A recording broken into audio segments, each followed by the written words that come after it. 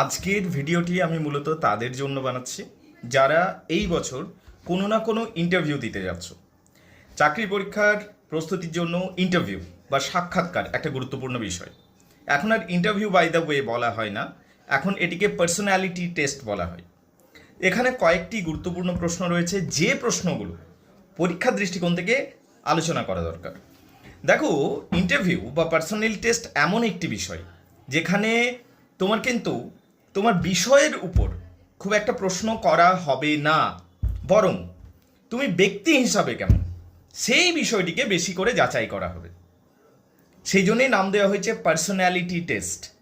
মানে তুমি রিটেন পরীক্ষায় যদি পাশ করে গেছো তাহলে তো ইতিমধ্যে তুমি তোমার জ্ঞান গাম্ভীর্য সব প্রমাণ করেই দিয়েছো।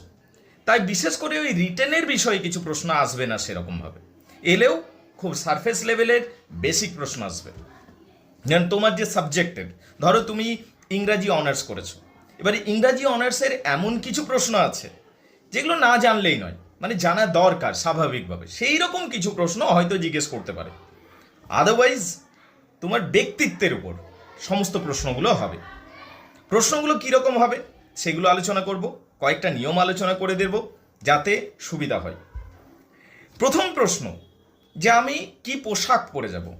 যে কোনো ইন্টারভিউ দিতে গেলে সাধারণত একটা ফর্মাল ড্রেস পরে যেতে হবে, লাইট কালার শার্ট, এবং তোমার যেটা প্যান্ট হবে সেটা হচ্ছে ডার্ক কালারের। অবশ্যই শুজ পরে যাবে, হাওয়াই চপ্পল পরবে না, সেটা সবাই জানি মোটামুটিভাবে।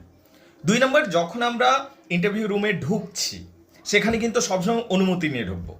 মে আই কাম ইন স্যার, আমি কি আসতে পারি স্যার, এই রকম কথা বলতে হবে।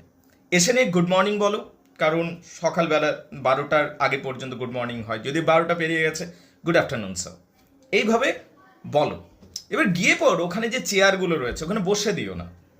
যদি স্যার বসতে না বলে আপাতত দাঁড়িয়ে থাকো, বসলে থ্যাংক ইউ ধন্যবাদ জানাও।